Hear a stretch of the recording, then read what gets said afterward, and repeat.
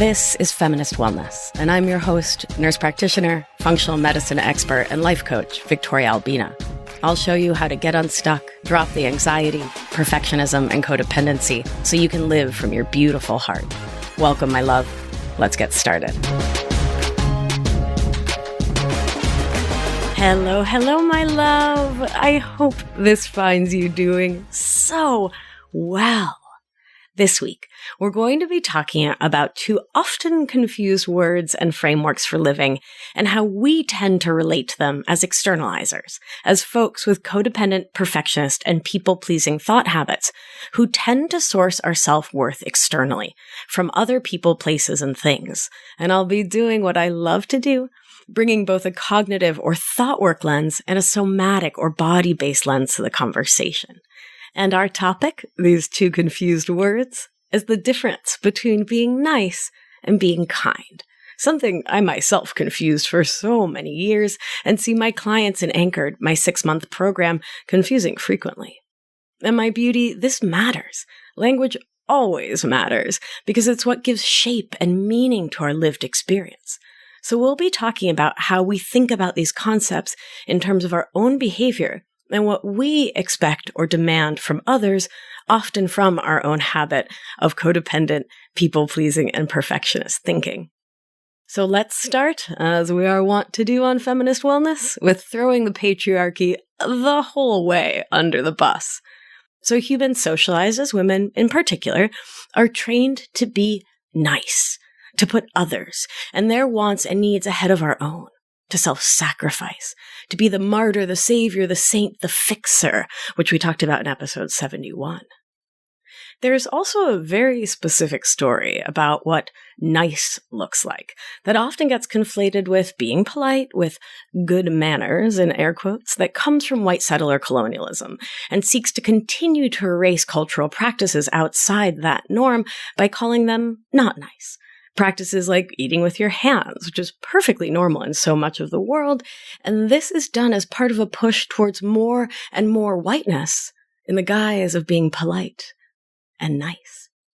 I remember being scolded in elementary school for clicking my tongue, going before answering.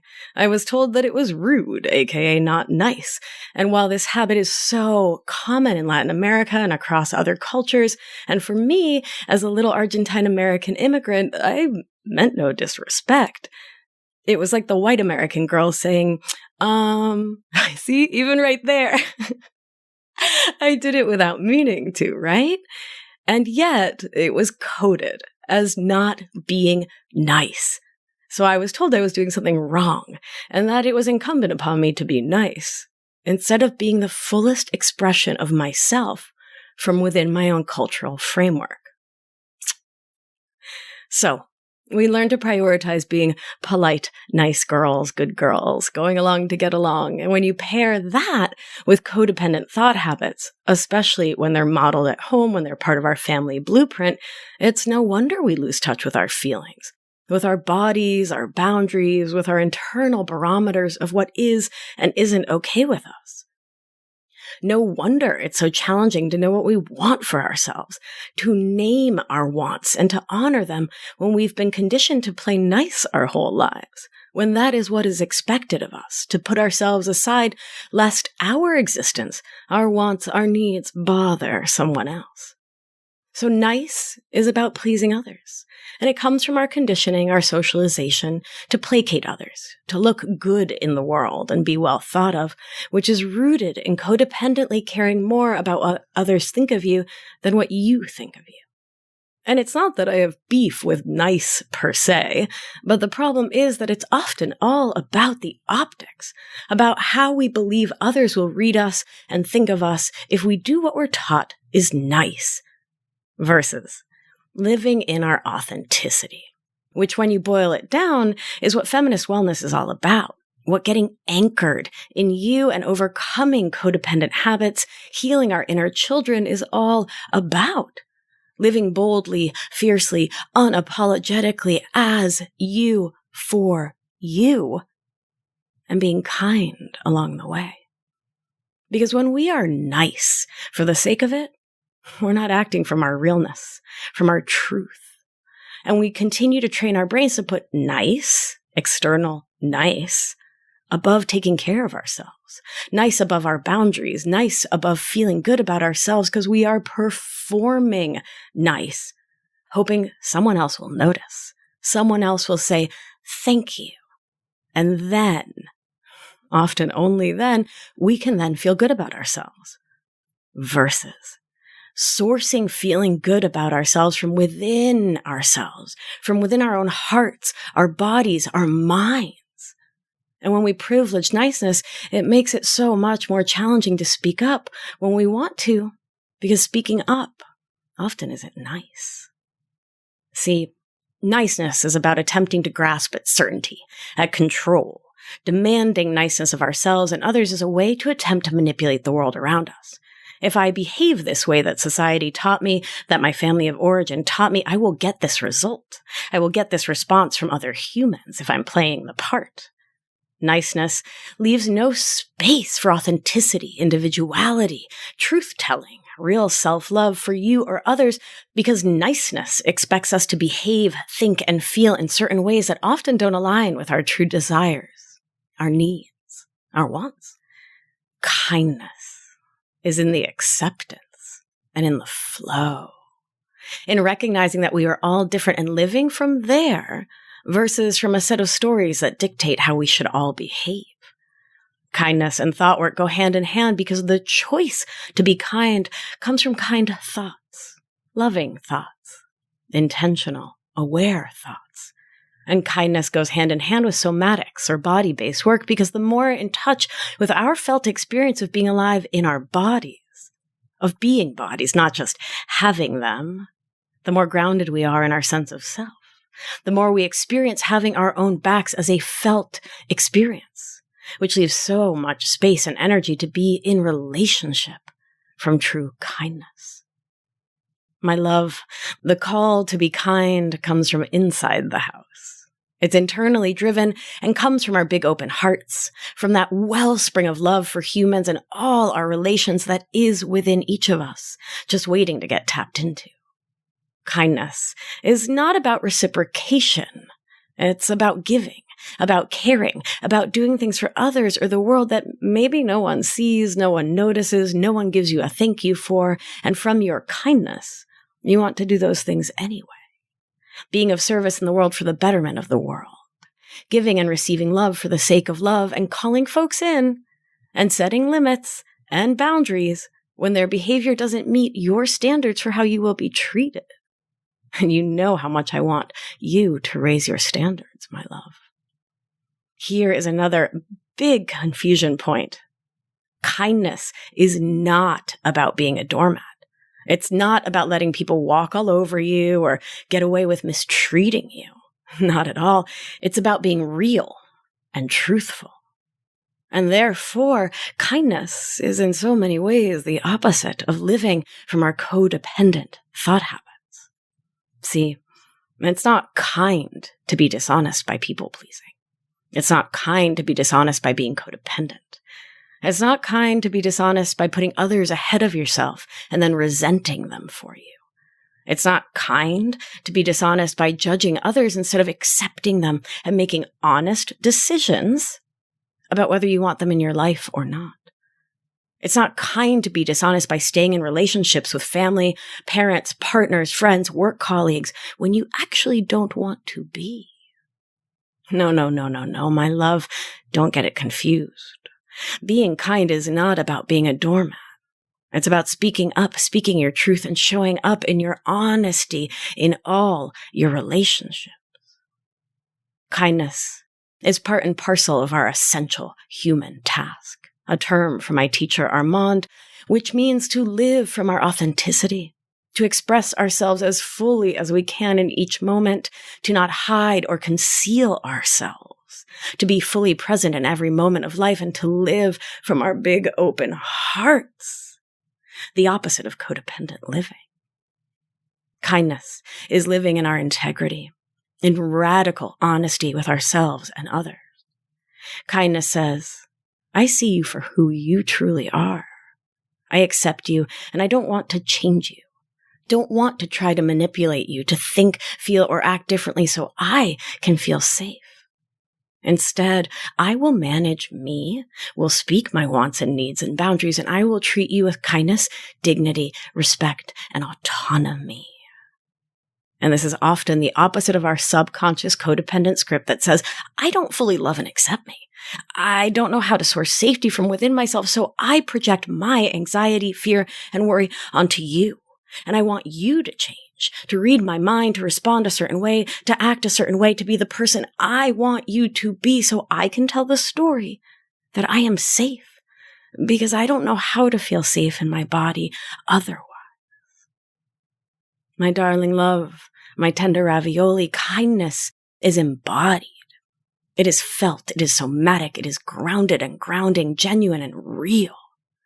Being nice means treating people with dignity and respect. And listen, that's a beautiful thing. And being kind goes so much further. Kindness is in your actions, the A line of our thought work protocol: circumstance, thought, feeling, action, result. Kindness is in your behavior, the way you shine your heart outward into the world, holding space for yourself and others, setting, holding, honoring boundaries. Being kind is a mindset. A way of being and moving through the world. While being nice is a moment-to-moment choice. To smile or to be polite, to hold a door, to compliment someone. And nothing wrong with those choices at all. They're lovely. Being nice is a positive way we can choose to treat others, and being kind is much more significant because it comes from deeply valuing yourself and others and goes beyond those external expressions. It's based in a commitment to showing up in your realness, which is challenging when your mindset is codependent and people-pleasing, when you value perfectionism over realness, when you care more about how your actions will look than how they feel in your body. And one of the hallmarks of being an externalizer is being really friggin' mean to ourselves. I know that default lives inside me for sure. And while thought work, coaching, and somatics have helped me to quiet that voice's desire to speak and have helped me to believe that mean inner critic less and less, that gremlin in our minds eating pizza after dark, that voice is still there within me because I'm just a human humaning along. And that voice wants me to judge me as harshly as I used to judge others. That voice takes every mistake it sees me making or thinks I might make and makes it into an indictment of my worth as an animal. That voice that beats me up and puts me down and hurts me time and again because it believes there's something inherently wrong with me is not a kind voice. And I've done so much work in the last 15 years to make peace with that voice, to befriend it. And it's still there because it's a part of me. And what I know for sure is that that voice is not the voice of loving kindness. It's the voice of ruminating in the past or future tripping, the voice of worry, fear, and shame. And what I get to do, what you get to do, is to be in conversation with it, to keep giving that voice, that part of ourselves, that inner protector, so much love and care, so much understanding and grace, and to keep moving towards showing that part kindness, kindness within yourself, kindness in the world. So let's talk about how we experience others and their choices to be either nice or kind. Let's start with simple niceness. I know when I got out of a relationship where there wasn't much niceness or kindness, my standards were super low.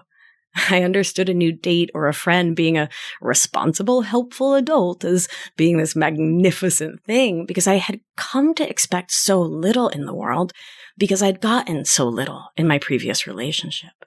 For example, a date was over recently and we were cooking and I took the garbage out. And when I came back, they had replaced the garbage bag. And in that moment, oh my God, it was like they had parted the Red Sea. That simple act, which was so nice and came from a place of interdependent mutuality from true kindness, felt huge to me because I'd spent so long accepting crumbs and expecting to do everything myself because I was not being met with kindness. So, something for you to investigate in your life, my beauty. Do you expect kindness? Are you getting kindness in your relationships? What does it feel like to receive? And I mean really receive, let in acts of kindness. Are your standards so low that the smallest act of kindness feels monumental? If so, what is up in your life that's what's going on for you? Are your standards so high, and this tracks with avoidant attachment often, that you brush off acts of kindness and don't let the beauty in? Likewise, something to look at and witness for yourself, my darling love. As externalizers with our chronic thought habits, we do a lot of storytelling about others. See, the way our unmanaged brains work, aka this is your brain not on thought work, we project our own story of how we believe others should be acting onto them based on how we act, which of course is guided by our feelings, and our feelings come from our thoughts. We talked about this in detail in episode 20, which feels like about a bajillion years ago, about our how-to manuals for other humans. So I'll invite you to give that one a listen later to refresh your memory about these should stories, why we do them, and how to pause on that one. When we live a life in which we should on everyone around us and simultaneously chronically put ourselves out for others, put their needs ahead of our own, we do so because we secretly, or come on, not so secretly, want other people to put themselves out for us. That's us shoulding on them, right? We expect them to do the same. We expect them to treat themselves with as little respect and care and love and kindness as we give to ourselves. And obviously, my beauty, this isn't like a conscious process. We just call this a belief system because that's what it is. Remembering that a belief is a thought you've thought over and over and over again until it feels like a fact in your mind, even one just below your consciousness. So let's use a real life example. So my client, Maria Jose, she goes by Majo, was telling me that she was so pissed off at her girlfriend because her girlfriend said she didn't have time to help her with a project. Majo said to me, I always stop what I'm doing to help her, even when I'm really focused or busy or don't even want to, because being nice is really important to me, and it pisses me off she didn't do the same for me. Here, Majo's girlfriend stated her capacity, her limit, that she couldn't help Majo in this one moment. And of note, this isn't a chronic pattern of just giving breadcrumbs, of not showing up for Majo. It was a discrete incident. And Majo got upset because she was projecting what she would expect herself to do from that trope of niceness based on her habit of people-pleasing and codependent thinking onto her girlfriend. And she shoulded all over her. She expected, wanted, and told the story that she needed her to put herself out so that Majo could be less anxious and could source safety from someone else choosing to be nice instead of being kind. Because her girlfriend was being kind here, right? She evaluated her own capacity. She checked in with herself, got an understanding of what she could and couldn't offer, and then set a limit. And my beauty, saying no is kind. It's relationship and resentment prevention, and it's vital because all of our shit gets stirred up in relationship and gets healed in relationship. So it's critical that we look at how we show up and how we relate to others, what we expect of others, what we project onto them from our own stories of what being nice, being a doormat in this situation, what being kind, evaluating your capacity, speaking your truth, living into your authenticity means, right? So what we do is we confuse niceness and kindness in all of our relationships, which sets us up to resent other people when we do things we don't want to do for them, from that story that being nice is everything. And the beauty is, as always, that change is so possible, my love. Our brains have neuroplasticity. It means we really, really can break free from these codependent and people-pleasing ways of being by learning to manage our own minds, learning thought work, and using this tool to change our habitual stories, while also learning somatic work, learning how to get in touch with our physical, felt experience of nice and kind. And when we do so, we can step into our own capacity to live from kindness and to expect kindness in return. Reciprocity and mutuality are beautiful things and are the bedrock of healthy, interdependent relationships, which is always my goal. More interdependence, more better, right? So, my sweet kittens, you haven't gotten homework in a minute, and I know my nerds missed their assignments. So here's the invitation. The way we do: awareness, acceptance, action. So it starts with watching yourself with gentle kindness. No beating you up, please. Noticing in your mind, and so importantly in your body, when you're acting from the energy of nice, of people pleasing, of trying to look good to others externally, when your focus is outward versus inward. Notice that versus the moments when you're living from kindness, acting nicely, living with kindness, allowing kindness to resonate in your body for you and all of humanity, not to attempt to make someone think or feel or act the way you want them to. Notice when you're moving through the world in a way that aligns with your integrity, your truth, a way that honors your needs and invites others to express and own theirs. Meeting them when and where you can and saying, no, thank you. I'm not available. When that's what's kind to you. When that is what will prevent resentment down the road. Notice as well when your unkind inner critic turns on, and give that voice love and care. Reassure it instead of pushing it away. Love it up. I really want to invite you to start practicing being kind to that unkind voice within you. You can't heal hurt with more hurt, right, my darling? So choose kindness and compassion instead. That voice loves you even when it doesn't sound or feel like it does. It believes it's protecting you. It thinks it's being kind, and you get to both acknowledge that it's not and love it for trying in its own way. And remember, we act from kindness because it's who we are, not to try to gain anything, not with the goal of our kindness being reciprocated. We choose kindness because it is part of our essential human task, and that is something worth living into as you move further away from your codependent thought habits and into greater and greater self-love.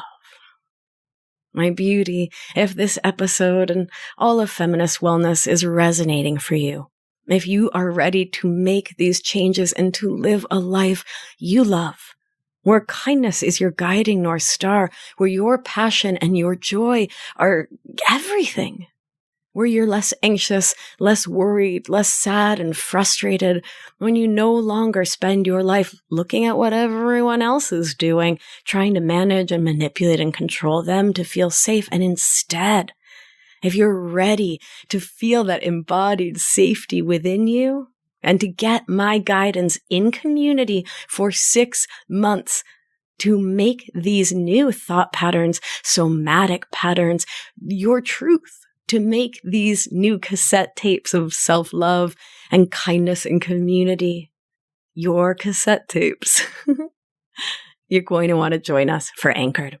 It's a 6-month program in which we talk about codependency, perfectionism, people-pleasing, build self-esteem, self-worth, positive self-regard, and self-confidence, where we take our minds and our bodies back from the patriarchy, from our socialization and our conditioning, and I would love to have you join us.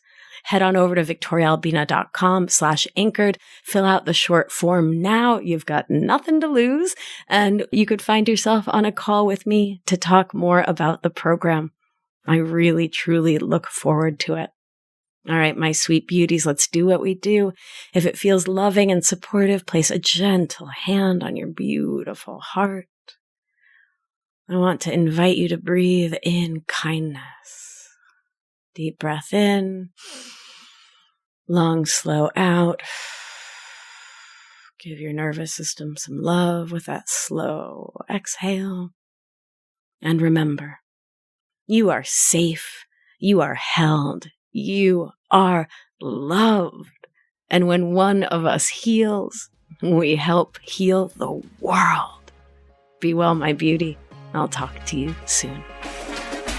If you've been enjoying the show and learning a ton, it's time to apply it with my expert guidance so you can live life with intention without the anxiety, overwhelm, and resentment so you can get unstuck. You're not going to want to miss the opportunity to join my exclusive, intimate group coaching program.